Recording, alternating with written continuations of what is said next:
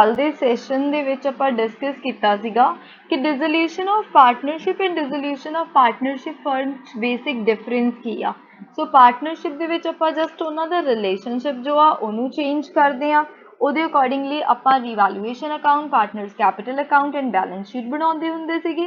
And इस chapter ਦੇ ਵਿੱਚ ਆਪਾਂ कुछ डिफरेंट ਸਿੱਖਾਂਗੇ बिकॉज इस चैप्टर ਦੇ ਵਿੱਚ ਅਸੀਂ सिर्फ पार्टनर्स ਦਾ रिलेशन नहीं चेंज कर रहे, ਅਸੀਂ बिजनेस ਨੂੰ कंप्लीटली डिजोल्व कर रहे हैं, बंद कर रहे हैं। ठीक है, सो ਆਪਾਂ जो भी एसेट्स एंड लाइबिलिटीज ਹੋਣਗੀਆਂ ਉਹਨਾਂ ਨੂੰ ਸੈਟਲ ਕਰਾ ਦੇਣਾ।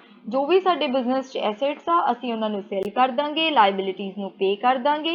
And for this purpose we will be preparing a realization account, not revaluation account in this chapter, realization account in which we realize the assets and liabilities. Then partners capital account बनावांगे and मैं ਤੁਹਾਨੂੰ ਦੱਸਿਆ ਸੀਗਾ कि partners capital accounts there will be no carried down balance because business ਅਸੀਂ continue नहीं कर रहे, सो ਅਸੀਂ partners ਦਾ जो भी बैलेंस होया करूगा ਉਹਨੂੰ settle करा दिया करांगे and at the end ਅਸੀਂ एक cash account बनाउने आ। ठीक है, ਇਹ ਤਾਂ ਹੋ ਗਈ लेजर्स ਦੀ ਗੱਲ। then मैं ਤੁਹਾਨੂੰ ਦੱਸਿਆ ਸੀਗਾ कि modes of dissolution of firm मतलब किहड़े वेज दे नाल एक फर्म डिजोल्व हो सकती है। This is from the point of view of theory, तुसीं ये पढ़ लिओ। देन आपां दो सैक्शनस डिस्कस कीते सीगे।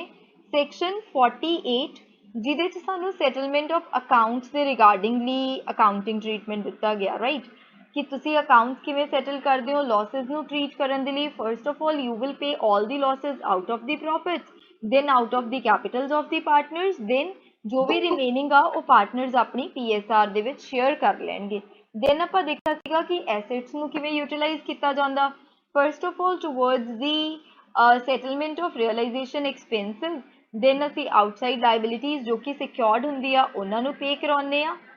Then unsecured liabilities, then partners loan account settle हुंदा, देन पार्टनर्स कैपिटल अकाउंट, फिर भी कोई बैलेंस बच जे तो असीं पार्टनर्स रेशो च डिस्ट्रीब्यूट कर दिंदे आ, राइट।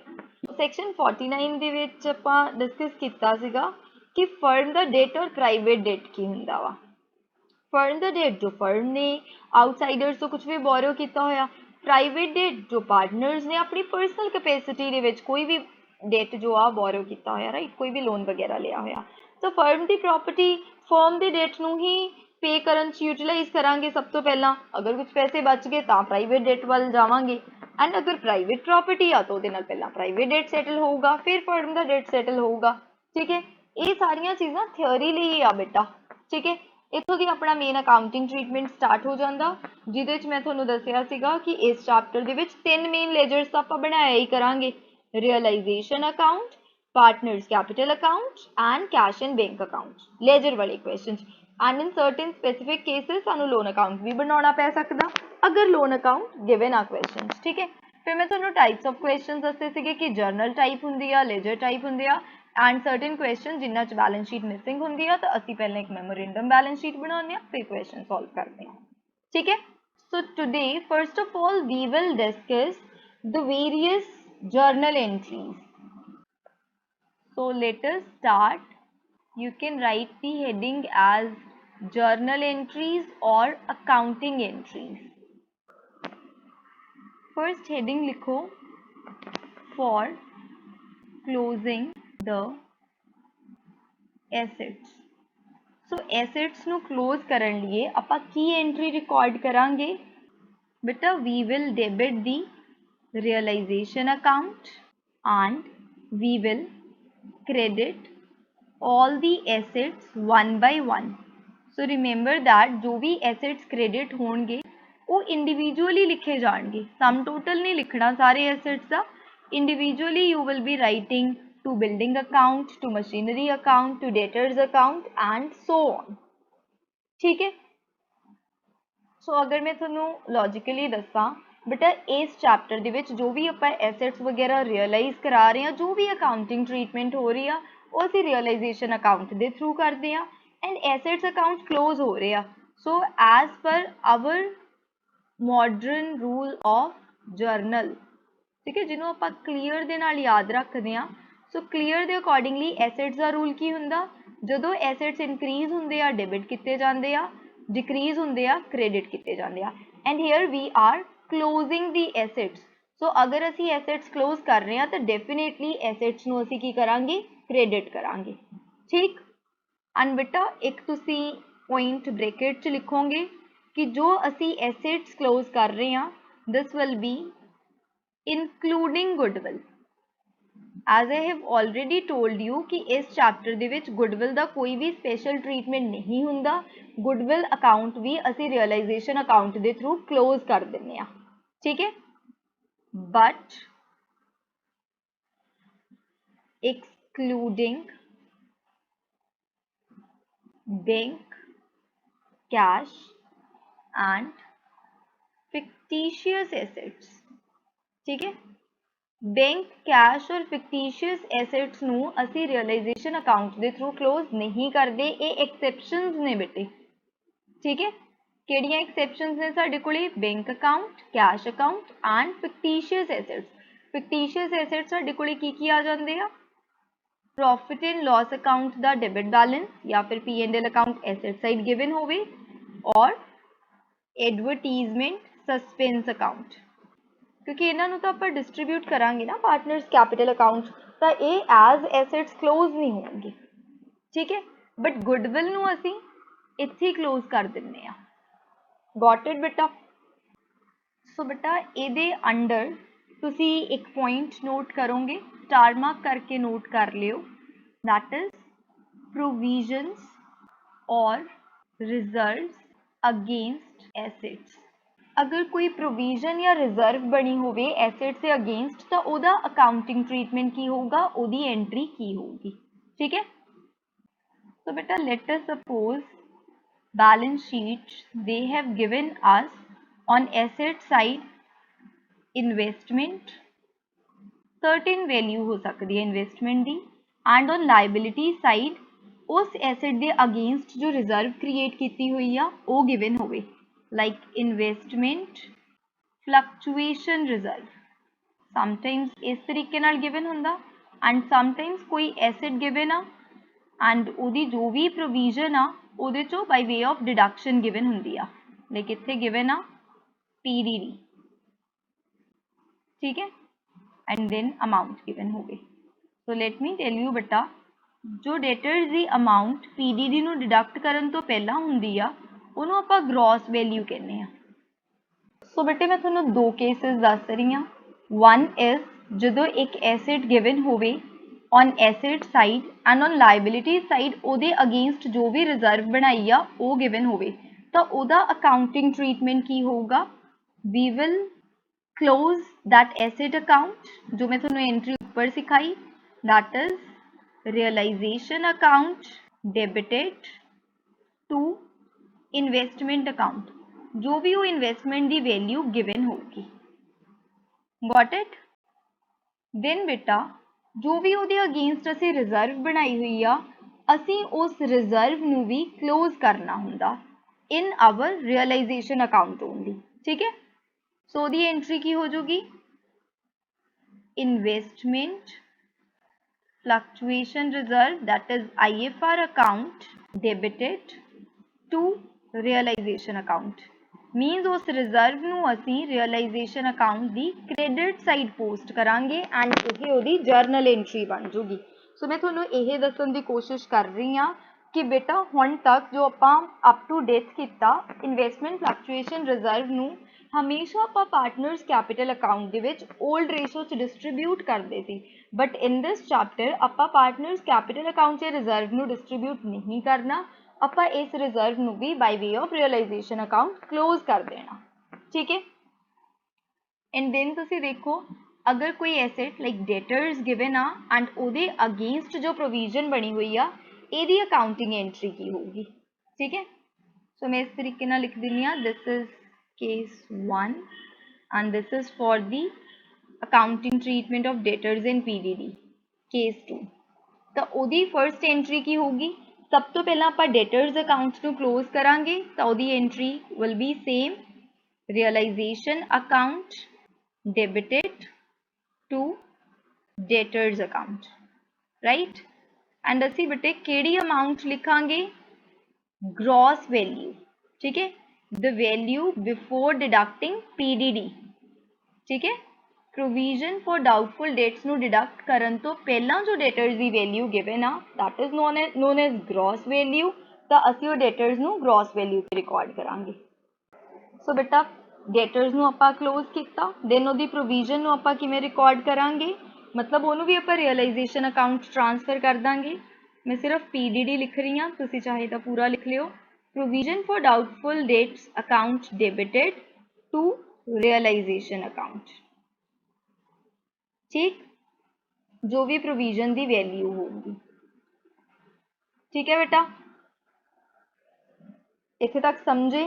सो मैं सिंपली थोनू दस रही हाँ, अकाउंटिंग ट्रीटमेंट सिखा रही हाँ। सो उस अकाउंटिंग ट्रीटमेंट सब तो पहला मैं थोनू दस रही हाँ कि असी एसेट्स नू किवें क्लोज करते हैं, राइट। एसेट्स नू क्लोज करन लिए this is our main entry, that is realization account debited to assets account. Then मैं थोनू दस्सिया कि ये एसेट्स दे विच असी गुडविल नू भी इंक्लूड करना हुंदा। गुडविल दा there is no special treatment, but असी बैंक, कैश अकाउंट या कोई भी फिक्टिशियस एसेट नू क्लोज नहीं करना, बिकॉज बैंक और कैश अकाउंट लिए तो असी अलग तो बैंक या कैश अकाउंट प्रिपेयर करते हैं इस चैप्टर, एंड फिक्टिशियस एसेट्स जिहड़े आ वो असी राइट ऑफ करते हैं इन पार्टनर्स कैपिटल अकाउंट। देन मैं थोनू इंपॉर्टेंट पॉइंट लिखवाया है, that is the treatment of provisions और रिजर्व्स अगेंस्ट एसेट। अगर किसी एसेट के अगेंस्ट कोई रिजर्व क्रिएट की गई है ऑन लाइबिलिटी साइड, तो ਉਹਦੇ लिए भी असी की करते हैं, एसेट नू नॉर्मल क्लोज करते हैं एंड उस रिजर्व नू भी असी क्रेडिट साइड पोस्ट कर दें, ट्रांसफर कर दें रियलाइजेशन दे। एंड सेम चीज़ असी करते हैं अगर किसी एसेट चों कोई रिजर्व, कोई प्रोविजन डिडक्ट की हुई आ, तो एसेट नू ग्रॉस वैल्यू ते रिकॉर्ड करांगे, क्लोज कर देंगे, एंड उहदी प्रोविजन नू भी असी रियलाइजेशन अकाउंट ट्रांसफर करांगे, ठीक है। मैम IFR डेबिट क्यों किया? बेटा IFR किस साइड आ? लाइबिलिटी साइड, एंड लाइबिलिटीज दा बैलेंस दा क्रेडिट हुंदा, एंड जो असी कोई क्रेडिट वाली चीज़ नू क्लोज करना तो डेफिनेटली उल्टा करांगे ना। एसेट नू क्लोज करन लिए क्रेडिट किया, लाइबिलिटी नू क्लोज करन लिए डेबिट करांगे। ओके ओके, मैं तुहानू सिंपली इस तरीके नाल दस्सण दी कोशिश करा। मैं एक रफ जा रियलाइजेशन अकाउंट बना रही हाँ, तो रियलाइजेशन अकाउंट दे विच इस साइड आपां ट्रांसफर करते हैं सारे एसेट्स, बैलेंस शीट तो क्रॉस पोस्ट होके एसेट्स आ रहे हैं, ठीक है। बैलेंस शीट से इस साइड एसेट्स आ, क्रॉस पोस्ट होके इस साइड आ गए, तो मैं इत्थे लिखता to investment, to debtors, to building, to stock, so and so जिन्ने भी साडे कोले एसेट्स ने। एंड दूसरी साइड रिकॉर्ड करते हैं नॉर्मली असी लाइबिलिटीज, बट हले मैं लाइबिलिटीज क्लोज करनियां नहीं ना सिखाइयां, तो मैं थोनू दस रही हाँ किसी एसेट के अगेंस्ट कोई रिजर्व बनी हुई है लाइक IFR, उन्होंने असी दूसरी साइड ट्रांसफर करांगे। अगर कोई प्रोविजन बनी हुई है लाइक PDD, उन्होंने भी असी दूसरी साइड ट्रांसफर करांगे। एंड हुण अगर तुसी इत्थों दी एंट्रीज बनाओ, बड़े आराम नाल बना सकते हो। Realization to assets, right, and अगर इस साइड की एंट्री बनानी होवे IFR PDD टू रियलाइजेशन, समझे। सो हुण बेटा नेक्स्ट स्टार मार्क करके तुसी लिखोगे the accounting treatment of fictitious assets. मैं ऊपर थोनू लिखवाया कि जो असी एसेट्स क्लोज करते हैं तो I have told you except fictitious assets, that is excluding fictitious assets. तो फिक्टिशियस एसेट्स नू क्लोज अगर नहीं करना तो उहदा अकाउंटिंग ट्रीटमेंट की होगा बेटा, ये राइट ऑफ होणगे थ्रू पार्टनर्स कैपिटल अकाउंट। तो यदी एंट्री की बन जूगी partners capital account debited to fictitious assets. So मैं डायरेक्टली लिख रही हाँ they can give you profit and loss account, and profit and loss account the debit balance अगर गिवन हो लॉस है ना, और they can give you deferred revenue expenditure. मैं डायरेक्टली लिख रही हाँ advertisement suspense account, okay, and this will be distributed amongst the partners in their profit sharing ratio, okay. Profit sharing ratio च इन्हां नूं आपां राइट ऑफ कर Dange. Next बेटे नोट करो करंट अकाउंट ऑफ पार्टनर्स। सो बेटा करंट अकाउंट ऑफ पार्टनर्स, सो इस chapter च भी तुहानूं बैलेंस शीट दे विच पार्टनर्स दे करंट अकाउंट्स गिवन हो सकते हैं, they can give you the debit balance of current account or the credit balance. ठीक है, so current account से बेटे debit balance भी given हो सकते हैं and credit balance भी. And the good news is कि इस chapter च ਅਸੀਂ ਕੋਈ ਵੀ current account prepare नहीं करते, right? ਆਪਾਂ ਕੋਈ ਉਹ methods नहीं follow ਕਰਦੇ fixed capital account system और fluctuating capital account system. so ਇਸ chapter च current account वाला कोई भी तामझाम नहीं हैगा, ठीक है. ਅਸੀਂ ਕਰੰਟ ਅਕਾਊਂਟ ਨੂੰ ਵੀ ਸਿੰਪਲੀ ਪਾਰਟਨਰਸ ਦੇ ਕੈਪੀਟਲ ਅਕਾਊਂਟ ਦੇ ਵਿੱਚ ਟ੍ਰਾਂਸਫਰ ਕਰ ਦਿੰਨੇ ਆ, ਠੀਕ ਹੈ.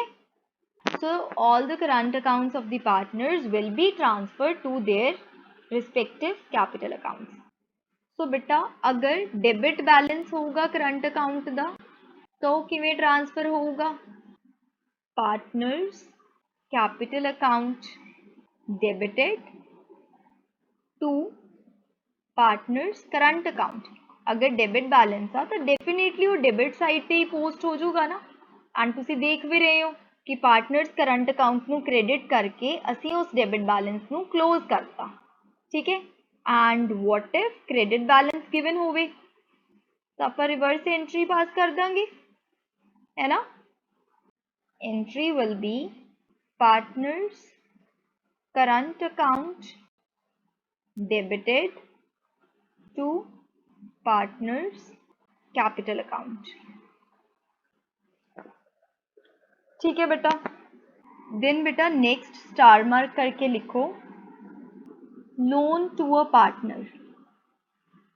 Loan to a partner means when the firm has provided the loan to a partner, right? so this loan is an asset for the firm.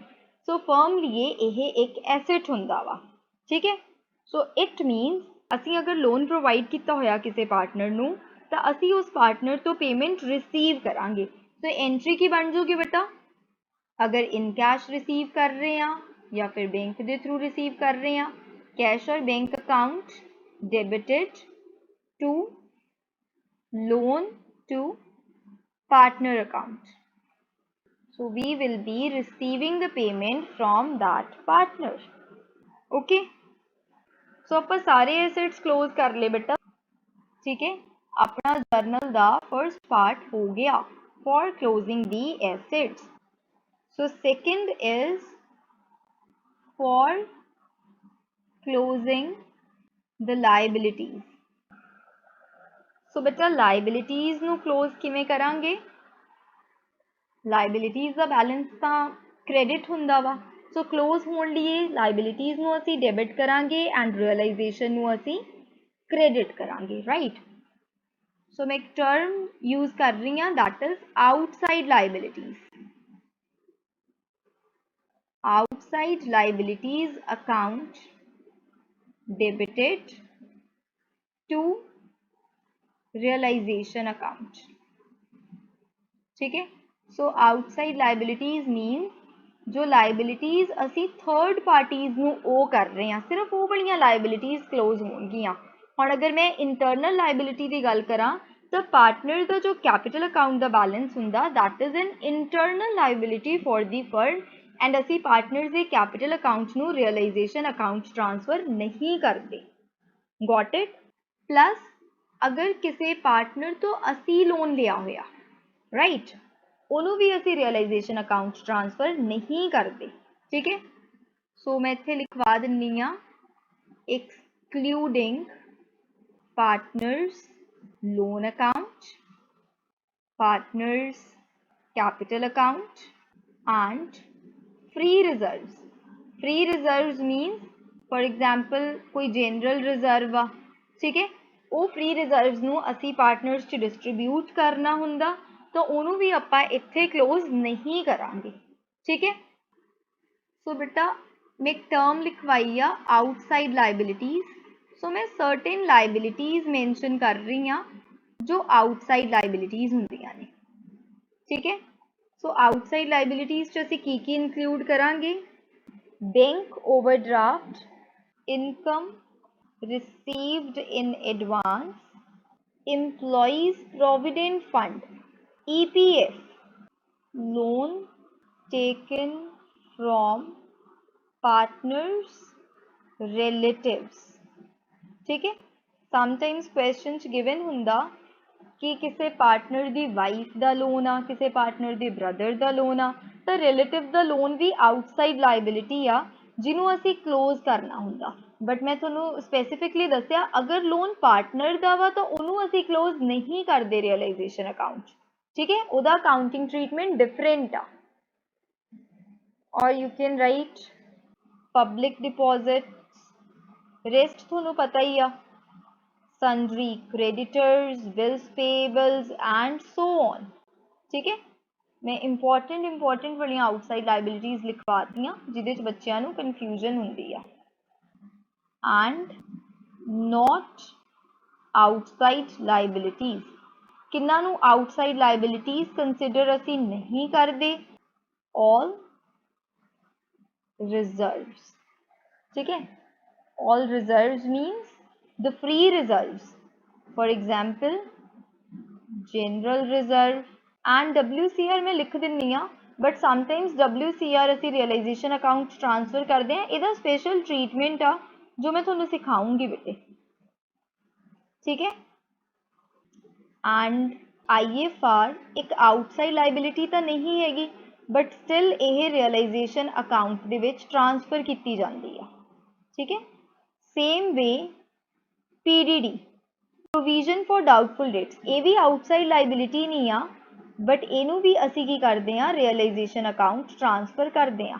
सो ये सर्टेन एक्सेप्शंस ने इंपॉर्टेंट पॉइंट्स आ जो तुसी याद रखने आ कि IFR एंड PDD ट्रांसफर हुंदा and general reserve नू असी पार्टनर्स च डिस्ट्रीब्यूट करते हैं एंड WCR दा जो भी स्पेशल ट्रीटमेंट आ वो मैम तुहानू सिखा देंगे।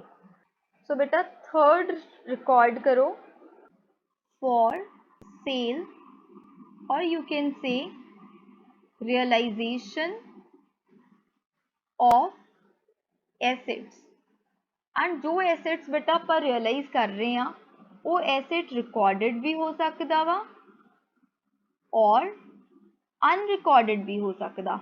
recorded means कि वो balance sheet से already record किया होवे, that asset is appearing in the balance sheet, and unrecorded means कि additional information ची given होवे कि आ भी एक asset सीगा जो sell हो गया, ठीक है।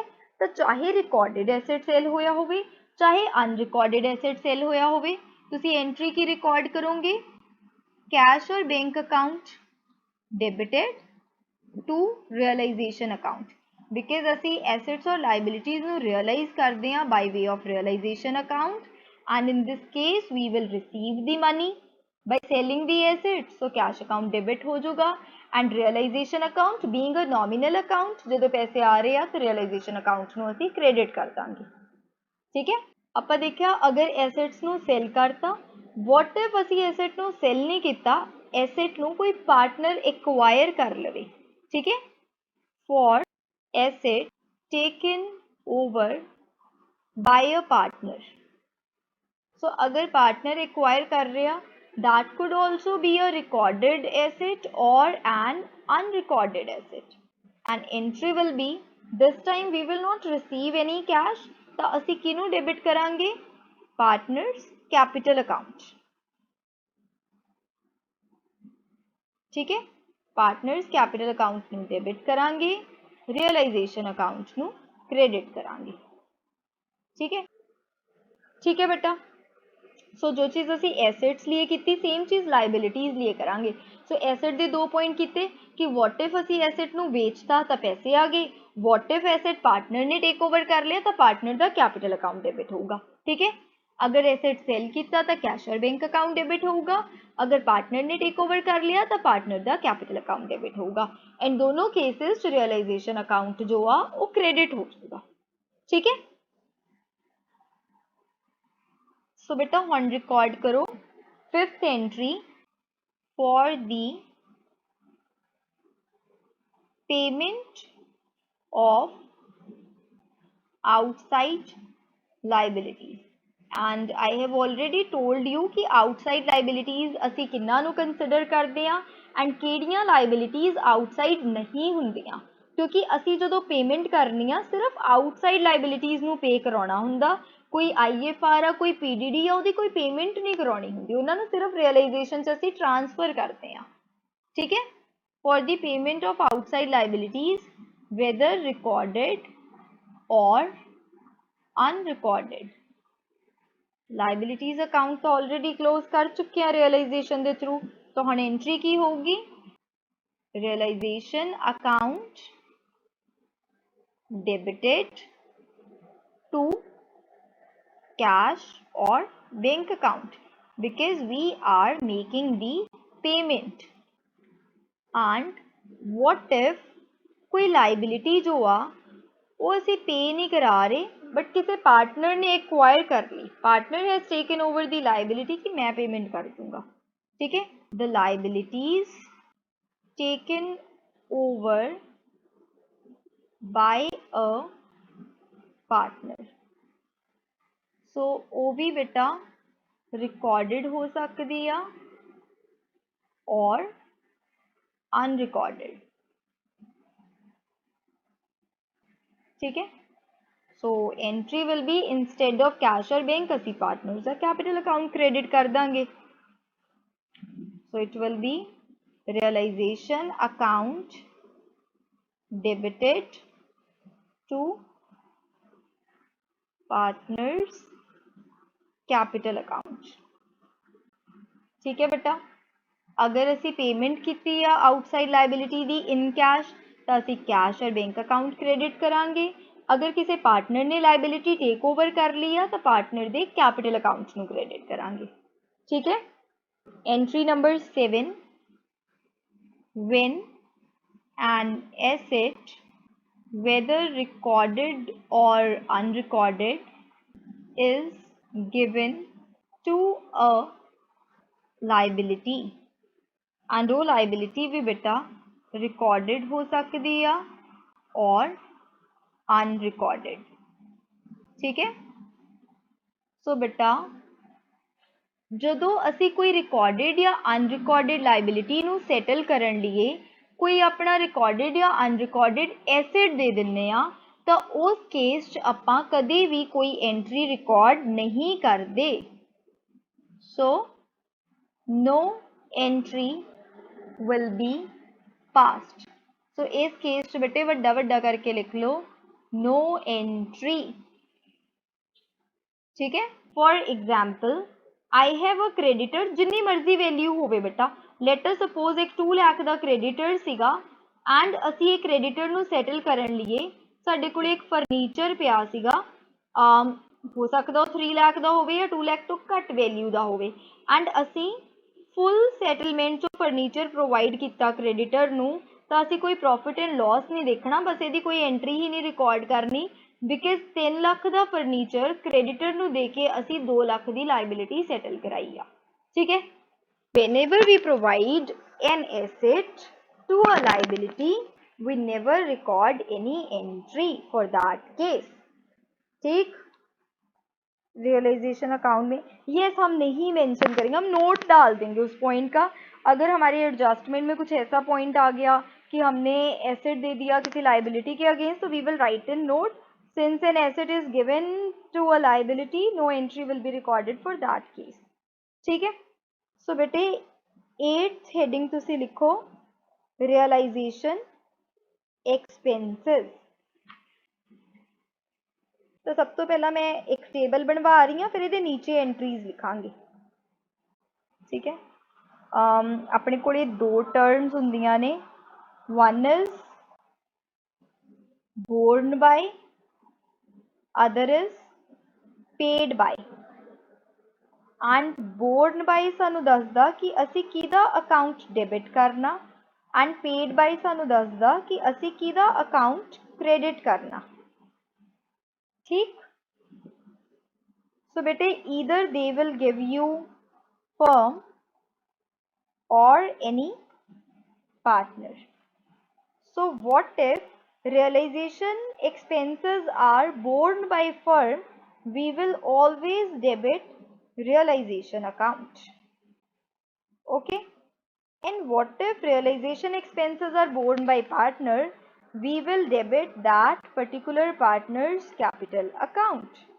And if the realization expenses are paid by firm, we will credit cash account or you can say bank account, and in case realization expenses are paid by the partner, we will credit that partner's capital account. Is this okay? And ਇਹਦੇ ਚ ਨਾ sometimes given ਹੁੰਦਾ ਕਿ realization expenses partner ਨੂੰ ਹੀ ਅਸੀਂ born ਕਰਨ ਲਈ ਕਿਹਾ ਤਾਂ ਬਦਲੇ ਚ ਅਸੀਂ ਪਾਰਟਨਰ ਨੂੰ ਕੋਈ remuneration ਔਰ ਕਮਿਸ਼ਨ ਪ੍ਰੋਵਾਈਡ ਕਰਦੇ ਆ ਤਾਂ ਇੱਕ ਐਡੀਸ਼ਨਲ ਐਂਟਰੀ ਹੁੰਦੀ ਆ remuneration ਔਰ ਕਮਿਸ਼ਨ ਵਾਲੀ।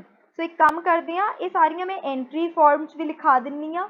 ਇਹ ਤਾਂ ਮੈਂ ਤੁਹਾਨੂੰ ਬਣਵਾਇਆ just easy way to remember these entries, ਠੀਕ ਹੈ। ਸੋ ਇਹ ਜਸਟ ਇੱਕ ਟ੍ਰਿਕ ਸੀਗੀ। सो हम मैं थोड़े ये नीचे एंट्रीज लिखवा रही हूँ सारे केसेस। तो पहला नोट करो, realization expenses are borne by firm and paid by firm। So firm ही बेयर कर रही है, फर्म ही पेमेंट कर रही है, तो एंट्री की होगी तुसी इत्थे देख भी सकते हो, borne by firm and paid by firm। so entry will be realization account debited to cash or bank account।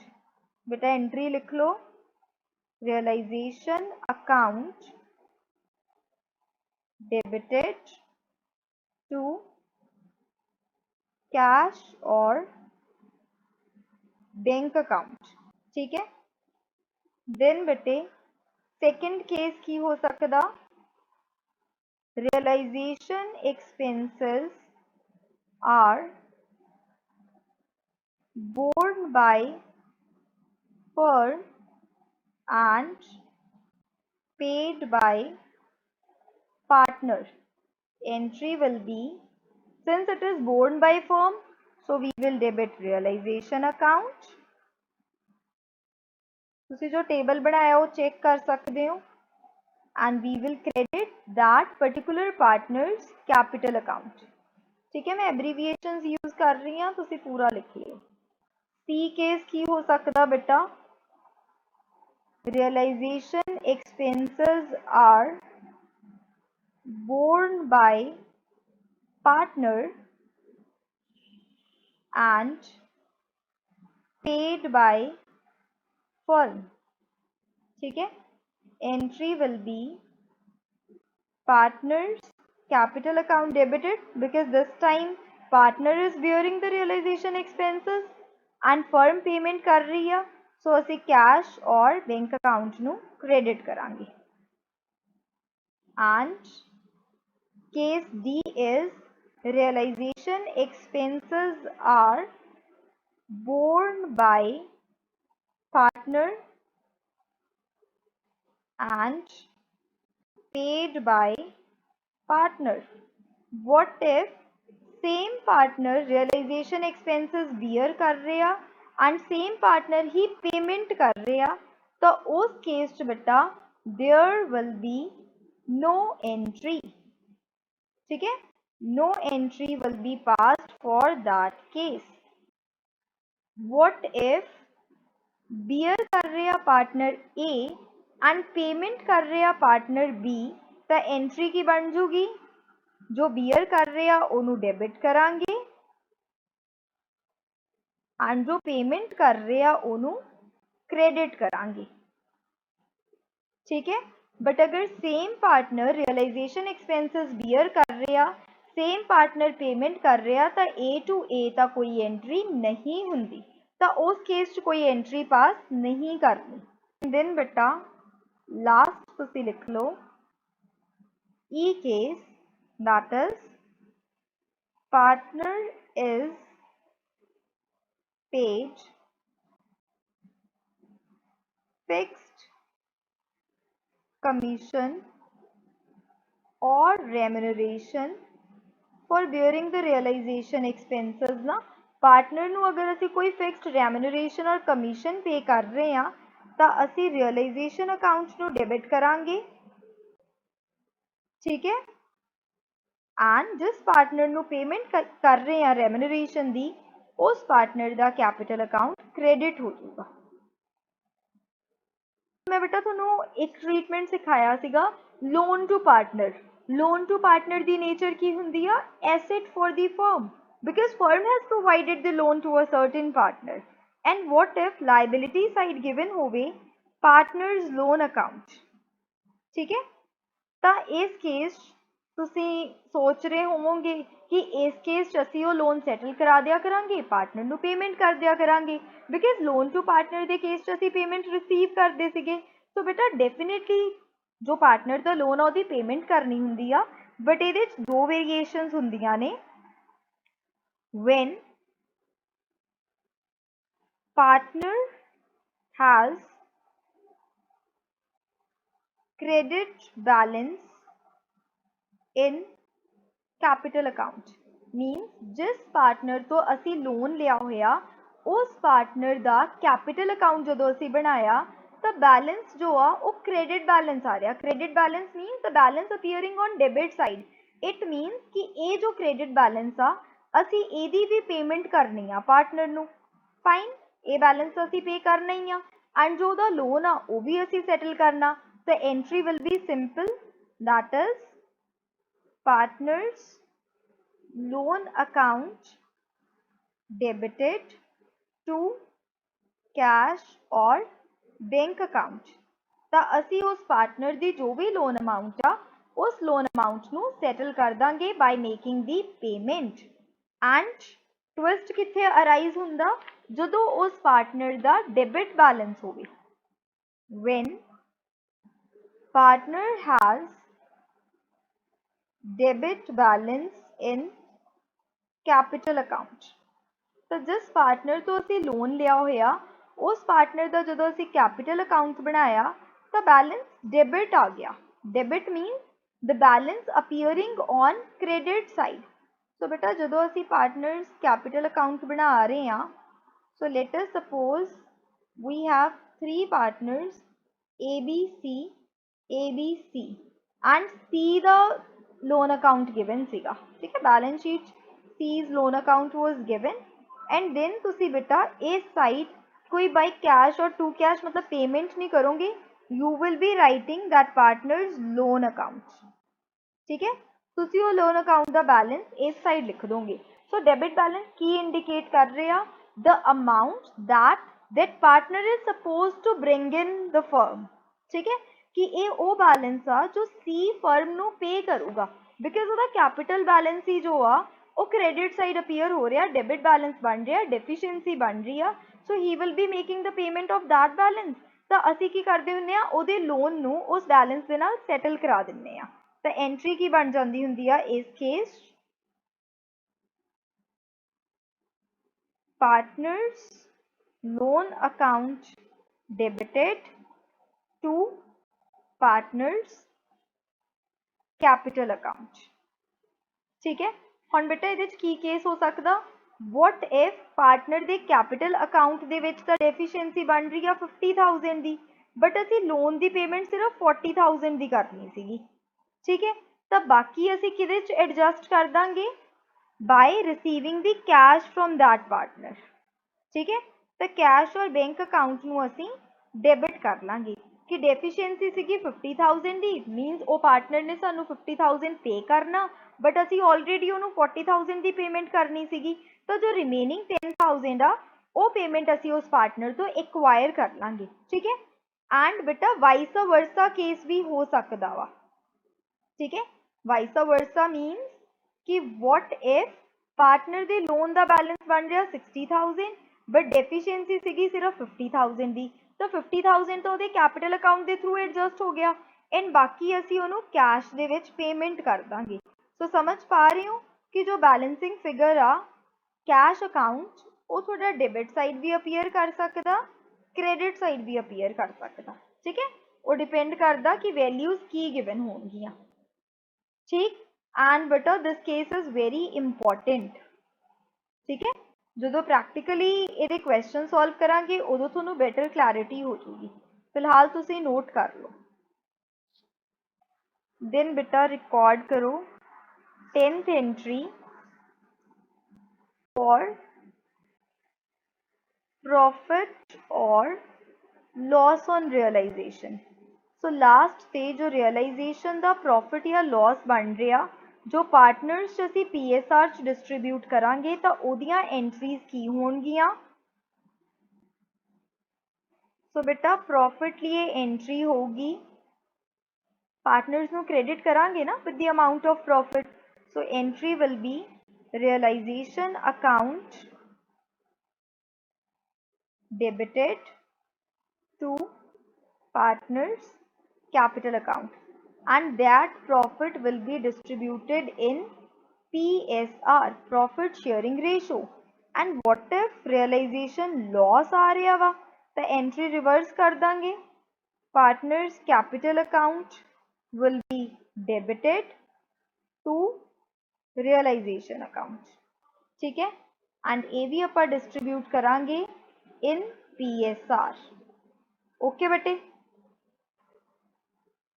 For surplus or deficiency in capital account. अगर बेटा surplus बन रहा, entry will be partners capital account debited to cash. Means we will have to make the payment to that partner जितनी भी surplus amount होगी. ठीक है. अगर डेफिशिएंसी बन रही है तो एक मैं स्पेशल केस ਤੁਹਾਨੂੰ करवाया कि अगर तो उस पार्टनर की डेफिशिएंसी बन रही है जिदा लोन अकाउंट भी आ तो थोड़ी जी एंट्री डिफरेंट होंगी आ, बट अदरवाइज असी जो आ पेमेंट रिसीव कर लेने आ for the case of deficiency. Cash और bank account debited to partners capital account. ठीक है. ये हो गया फाइनल सेटलमेंट दी एंट्रीज. ओके बेटा.